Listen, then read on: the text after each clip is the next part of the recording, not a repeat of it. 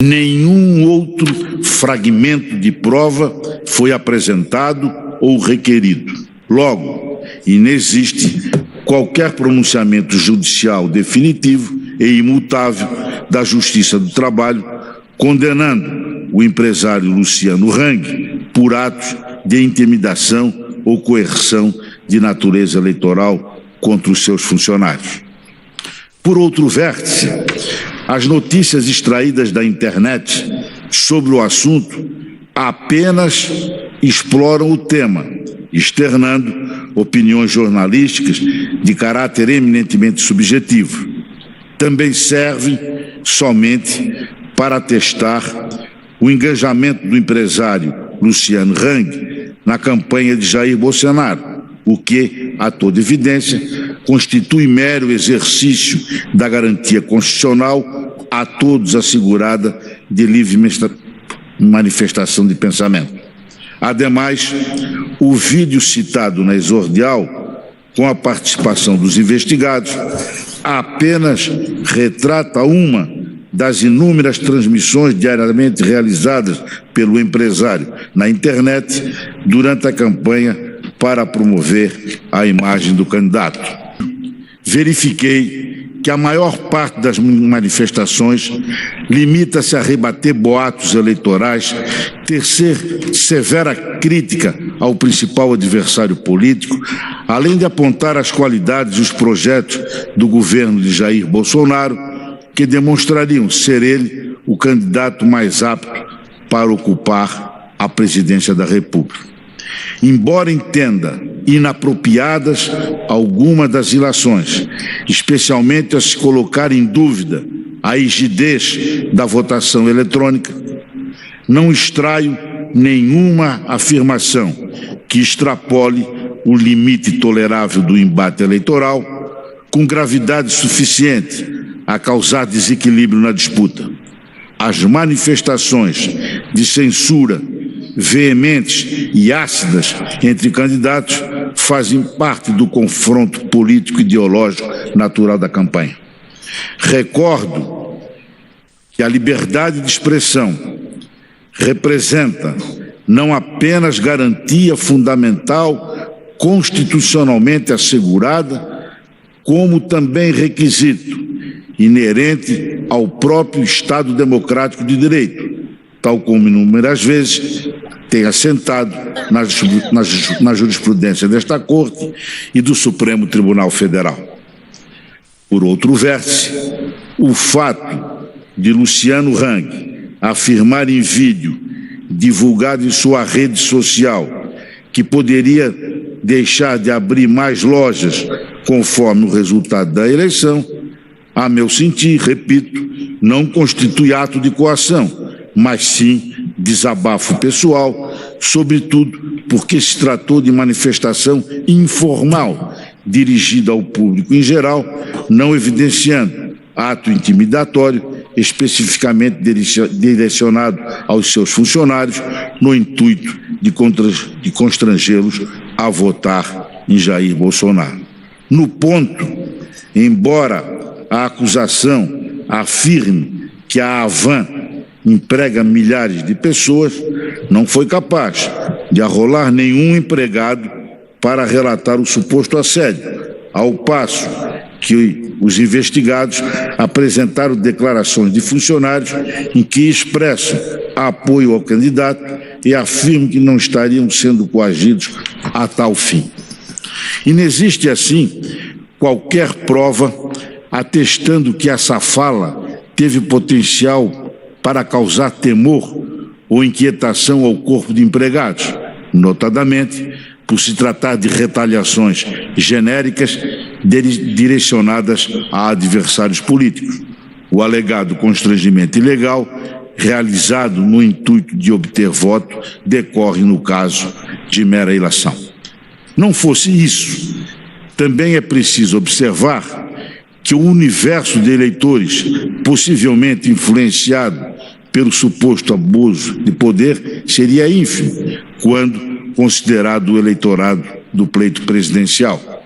Assim, dentro do contexto processual dos autos, é impositivo assentar a inexistência de acervo probatório seguro e consistente a revelar a efetiva ocorrência de grave abuso e abusiva prática de coação eleitoral imputada. Há contradição substancial no acervo probatório dos autos sobre a ocorrência de tais alegadas coações, especialmente porque também houve publicações de funcionários da empresa no sentido de que as manifestações de apoio ao então candidato Jair Messias Bolsonaro eram espontâneas. De igual modo, não se pode concluir como comprovada a ocorrência de coação apenas com base em publicações jornalísticas ou pela existência de pedido de tutela de urgência antecedente formulado pelo Ministério Público do Trabalho junto à Justiça do Trabalho. Inequivocamente, não há razoabilidade e proporcionalidade em condenar os representados pelos fatos ora apurados ante a escassez e a precariedade da prova. Posto isso, meu voto, rejeito as preliminares e, na linha do parecer ministerial, voto no sentido de julgar improcedente a ação de investigação judicial eleitoral, determinando o seu arquivamento. Eu apenas me limito a dizer agora que eu acompanho o relator e faço a juntada nos autos. Obrigada, ministro Og. Ministro Admar. A completude e a verticalidade do voto do eminente relator me retirou qualquer acréscimo que pudesse fazer. Acompanho integralmente o voto de Sua Excelência. Obrigada, ministro Tarcísio, como vota? Louvando e dignificando o douto voto do eminente ministro Mussi pela sua precisão cirúrgica costumeira, eu acompanho Sua Excelência em totum no sentido de julgar improcedente, de indeferir as preliminares e julgar improcedente a ação de investigação. É como voto, presidente. Obrigada, ministro Tarcísio. Ministro Luiz Roberto. Não acho que esses elementos caracterizem de forma cabal abuso de poder econômico, de modo que eu estou acompanhando o relator.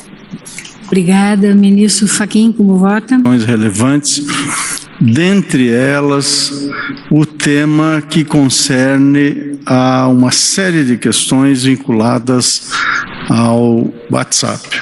Foram 2 dias de intensas interlocuções e esse tema volta com um conjunto de inquietações na ambiência eleitoral a desafiar não só a compreensão do presente, mas também a desafiar a compreensão da justiça eleitoral para as próximas eleições. É evidente que o tema que se coloca nesta AGE especificamente diz respeito a uma seara que tem uma pequena zona de interseção com as demais ações de investigações judiciais eleitorais. Nada obstante, são diversas AGEs que estão sendo processadas neste Tribunal Superior Eleitoral e creio que será relevante, se não para as presentes, para as futuras eleições, firmarmos uma compreensão que delimite o sentido e o alcance dessa ordem. Essas são as primeiras contas que o Tribunal Superior Eleitoral examina neste pleito e deste julgamento a projeção sobre outros candidatos presidenciais e a jurisprudência também alcança os TRS. Por isso a importância que o Ministério Público dá ao caso, malgrado os valores em discussão sejam diminutos. Os recursos oriundos de fonte vedada foram de R$650, são permissionários. A legislação é extremamente rigorosa com permissionários, quando é sabido que quem tem maior poder de doação são as concessionárias, nem tanto permissionárias nem autorizatárias, mas também lembramos que a legislação é uma só e também alcança eleições municipais, onde os taxistas permissionários, os feirantes permissionários podem ter algum impacto maior no pleito. Mas é indiscutível, ao ver do Ministério Público, que é complexo para candidatos e partidos saberem que um doador para a campanha é um permissionário. É uma dificuldade, não está ao alcance do partido ou do candidato no curso de uma campanha a investigação de se aqueles R$650 vieram de um permissionário que possa macular por completo a lisura e a idoneidade das suas contas partidárias. Então entende sim o Ministério Público que aqui são R$650, mas pode ser que numa outra campanha de um outro candidato seja um valor expressivo e por isso já adianta o Ministério Público a sua compreensão de que as irregularidades por permissionários, não concessionários, mas por permissionários, merecem uma leitura com um pouco mais